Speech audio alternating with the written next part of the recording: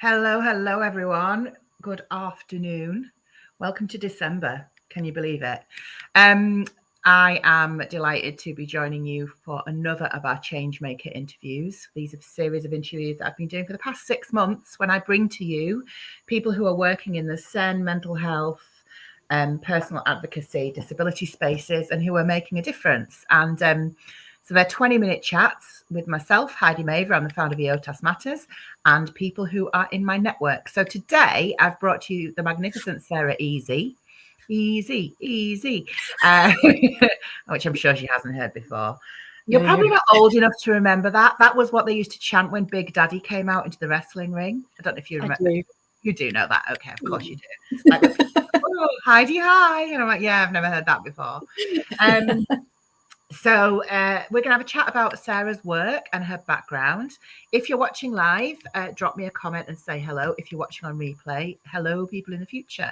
Shares are always appreciated. Take part in the conversation either with us live or afterwards. And yeah, I'm excited to share with you some of the stuff that Sarah does. So let's just jump in. Can you give me a little bit of background? Like, how have you found yourself here sitting in your bedroom today talking to me about the work that you do? Let's get a bit of who you are and where you come from, as Scylla would say. Yes, hi everyone. I've been working in education for about 20 years now. I have most recently been in the role of Senko at a primary school, and we had a lovely set of staff, and we just seemed to be getting more and more children in that had needs being identified. And I was kind of battling the fires every day and trying to make the differences that I could. But obviously with the lack of resources, lack of support from outside agencies who are also lacking funding, it was kind of banging your head against a brick wall, really. I really went into it to make a difference. I did a degree in education and really wanted to make that difference. But once you get in it, you kind of realise how stuck the education system is, and obviously, as we all know, how broken it is. And I really wanted to go in there and change it, but unfortunately there were so many things that needed doing every day, and it was just fighting battles every day. So I ended up coming out of the system in the end. It's quite hard to change systems from inside systems, I think. It is. Yeah. So you yourself are neurodivergent. You've got a neurodivergent family. You've got a background in education. So yes. Tell me where that's put you now. Like, talk to me a little bit about what you're doing. So yeah, my child is 7, and he's got a diagnosis of ADHD, autism, and PDA profile. So all the professional experience I had, I suddenly got the parent experience as well, which certainly was a bit of an eye-opener at the time. And like everybody else, spend a lot of time researching and going down the rabbit holes that way. I've ended up being a carer for him at home. He's part-time at a school now, but I'm still caring for him most of the time with his needs. He's part-time at a primary school, but we found one that's in a very tiny village, very small pupil numbers. And they get the benefit of, because of the distance away, of me sitting in the car park and is on hand in the morning whenever they need me. So, yeah. And your kind of passion is sort of parental well-being. That's your thing, right? Like that's. Yeah, because obviously I've got the professional experience and now the parent experience as well. One of the massive things for me is the isolation, the overwhelm, the stress that it puts on parent carers. And I'm not dismissing, the children at all, because that's, their experiences are huge as well. But I think for parent carers, we kind of become a bit lost in a system and forgotten about, especially if we're parent carers at home. And I think, we need a lot more support. I think with mental health services the way they are and things like that, I think there needs to be a massive shift in helping and supporting parent carers with their well-being. I agree. So, yeah, I think that's the way forward, really. I think there's a lot of us sort of forgotten Yeah, and I think I say this a lot. Like, I have conversations all the time with people because a lot of the work that I do is about helping parents to navigate the EHCP system, helping to understand their rights under the Equality Act, helping them to negotiate things with their Senkos and what have you. That's kind of the easy end of the work that I do. Like, and that's like the mechanics of how the system should, inverted commas, work. The tricky part is that we have parents who are at home caring for their parents and carers, caring for their children and young people. Their children and young people are quite often unwell or, have significant support needs. They're worried about their kids, potentially their job, their income, their livelihood is at risk, and their mental health is hammered because of the stress and anxiety of that process. And so I think the hardest part of this process is not getting your head around the Zen code of practice. Like, that is a thing, but kind of anyone can do that, and you can use lots of tools and resources to do that. The biggest challenge is, how do I, stop myself from completely derailing myself during this process? How do I look after myself during this process? And I think that's the trouble, because we end up fighting the system all the time, and you kind of come out as that tiger fighting. It just has a massive effect on your own nervous system. We know our children are dysregulated, and the same happens, with us as parents. And the trouble is, if our nervous systems go down for a prolonged time with stress, then obviously that can cause a lot of issues for us. Obviously exhaustion, and can lead to long-term illnesses. And I just think it's really, really important for us to have that support network around us, bringing up our well-being and giving us that positivity, so that we can continue to fight, so that we can continue to look after our children, look after our families. Yeah, 100%. And also, kind of like, I think there's one of those things about navigating, like, the realizations for you as a family, because very often what happens is we have children or young people in our community who crash out of school because they're unwell and they're in burnout or whatever's happening for them. A lot of the parents and carers in our community have PDA children, and then as part of that realization and getting to grips with what does having a neurodivergent child mean, we've got parents who are then making discoveries about their own neurodivergence. So it's like that multi-layering. And then it kind of like, I do think that there's something about, you can't avoid completely the stress, the anxiety, the trauma of parenting in a neurodivergent household, particularly if you're trying to engage with, traditional education settings, which a lot of us are. You can't avoid it entirely, but knowing that that is part of the mix and having that acknowledged is really valuable. And having those kind of like, I suppose, hacks to help you deal with that, so that you're not completely disregarding your own needs and just pushing through and making yourself even more poorly than you might have been if you hadn't taken those steps. Absolutely. And I think from my perspective as well, is that I understand how difficult it is to have that time for yourself, because you don't really have time for self-care. You don't really have time to go off and do the things that perhaps other parents are doing, having the hobbies, going to the gym, swimming, whatever. And obviously, if you want to do those sort of things, it's with your child with you, or they're not able to do it either. So it's trying to find those little snippets throughout the day, and also building up in a kind of spiral over time, things that can help support parents and support the family as a whole. 100%. And also, you're training currently as a hypnotherapist, is that right? Yeah, clinical hypnotherapist, which is really interesting. And how does that kind of inform the work that you're doing? How do you see that fitting into this kind of situation for people? So it's definitely a lot of work on the nervous system and regulating alongside the psychology. And I can see that obviously this can really help the well-being of parents in the future. So I'm hoping to be able to offer extra services and support through self-esteem building, self-confidence, anxiety, those kind of things that could really help parent carers. I know you can sort of look for those sort of things for your children, but there's very little in the way for parent carers who desperately need that support as well to be able to look after their family. So I'm hoping to go a bit more that way, and also just for a bit of light relief, perhaps a bit of past life regression, maybe a bit of spirituality, tarot type stuff as well in the background, just as a, get away from the mundane everyday. Little bit of woo to keep things interesting. Yeah, definitely.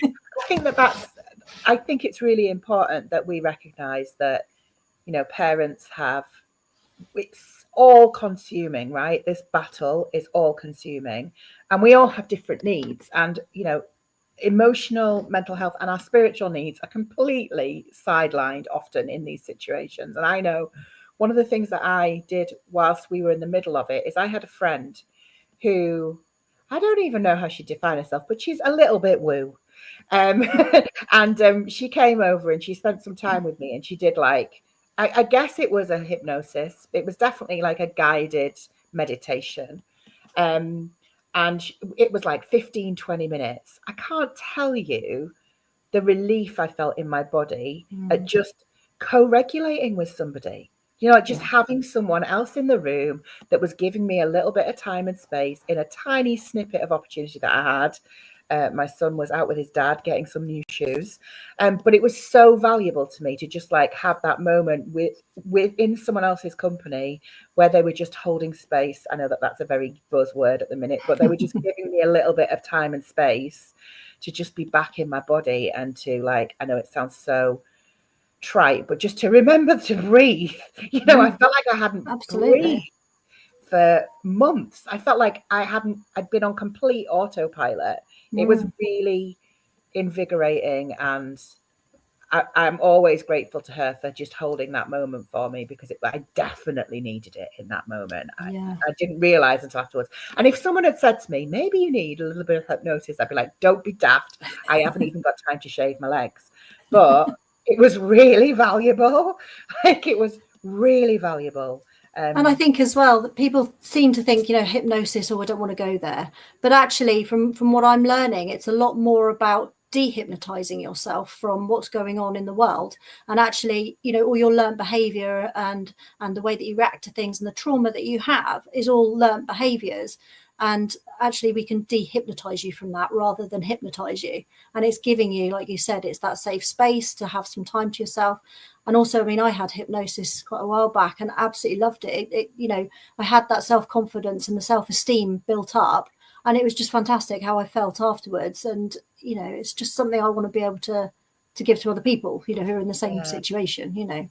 It's really powerful to recognize that the power of being in your body and being intentionally still, whatever that looks like for you, and just taking the time to step out of the trance that is everyday life, because we're all on autopilot a lot of the time, right? So it's kind of being intentional about that.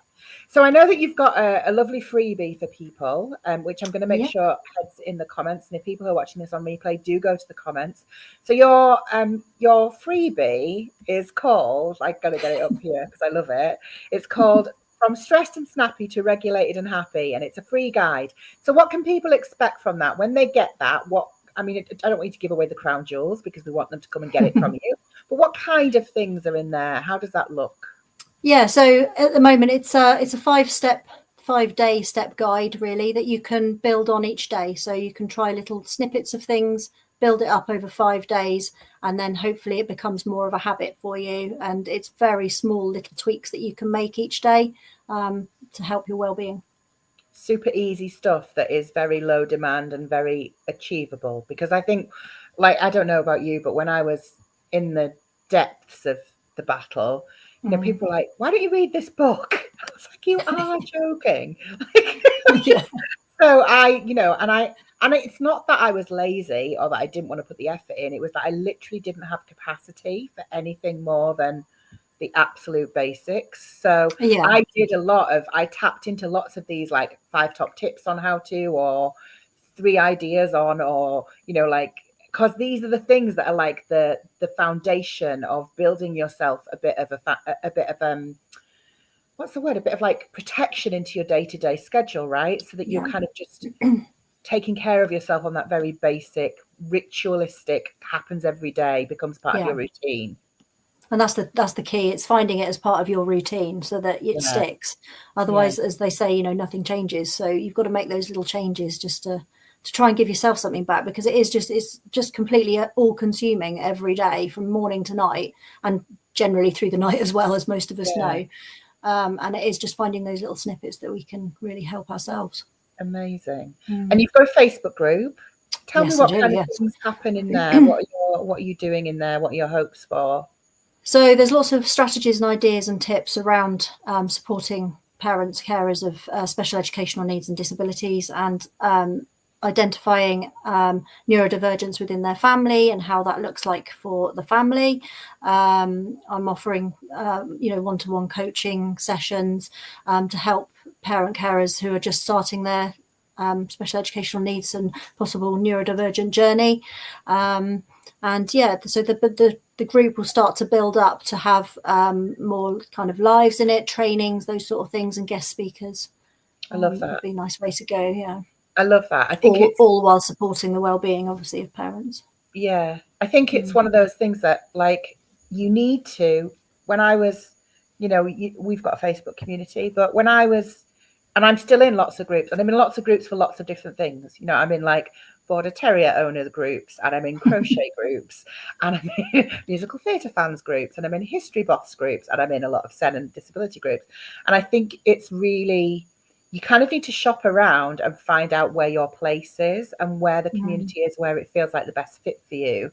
And people have said to me before, why do you keep bringing people on and telling people to go and join other people's groups? And I'm like, well, first of all, because parents and carers aren't stupid and they'll be looking for those things. And I would rather be signposting them to those places that I know are neurodivergent informed and trauma informed and like safe spaces, like, I don't think you can ever be completely safe, but you can definitely be a brave space for people. But I think it's really important that parents have all of these choices and know where they can go for different things. Because I know for me, if I want to ask, a question relating to the law, there's a couple of places where I know there are some really red hot people. And then if I want to ask a question about provision, there's somewhere else I can ask those things. So I think it's really important that people build this kind of scaffolding for themselves. And I'm really pleased that you've got a group that's specifically about parents and carers, because I think too often we overlook that. So I know that you're quite early in your business journey, but do you know what exciting things you're planning, like for the next 12, 18 months? Do you know what that looks like? What are you hoping for? I'm hoping to build the community, really, of parents and carers, and really delve into what they need well-being wise. I'd also like to bring in some of the counselling skills I've got and some of the life coaching, because again, I'm kind of that age where you start wondering about your own life, especially when you're a parent carer. Where am I going? What am I going to do? So I'd like to be able to bring in some things to help parent carers look forward into their future, and what things we can bring to their life to bring some joy back into it, really, and give them a spark back as well. Amazing. So I'd like to have a whole community of really, really supportive well-being. I love parent it. Carers. And I love that you were brave enough to step out of the system, and that and what you bring because of that, because I'm sure you have some real insight and I'm sure you've seen a lot as someone working within the education system as a Senko, and then as someone advocating for a PDA and an autistic and an ADHD child within the system. If it's not an overshare, how's your family now? How are your kids? How are you getting on as a family? We a couple of years ago moved to a farm in the middle of nowhere. So we're surrounded by animals, and my son's getting on really well here. My older daughter's actually going into agriculture and is driving tractors all day, so she's absolutely loving it. And obviously finding a lovely little village school that's really supportive of his needs, because again, there are no special schools in the area that are suited or even nearby, to be fair. It's just trying to find what works for our family, and it's going well at the moment. So. Amazing. I'm so pleased to hear that. I just thank you for the work that you do. People who are watching this either live or on replay, do go and find your way to Sarah's group. I think that really unique blend of skills of having been on both sides of the experience is really valuable. And I think there's something, I'm always grateful to people I'm grateful to people within the education system, much as people might not think that's true. I am, but I am also grateful to people who step out of the system and commit themselves to helping parents and carers, because you've got that added layer of insight that many of us just could never have, because you don't know what you don't know. So do please go and find your way to Sarah's group. I'm going to head over there for definites. So I will see you over there, and make sure you get yourself a copy of her freebie, and and maybe we'll all be chill as F in the next year because of the work that you're doing. That would be lush, wouldn't it? That would be lovely. Yeah, it would be really lovely. Thanks for joining me, Sarah. I really appreciate you making time this morning. No if worries, you're thank watching you. the replay, do drop some comments, and we'll see you all very soon. Take care, everyone. Thank you.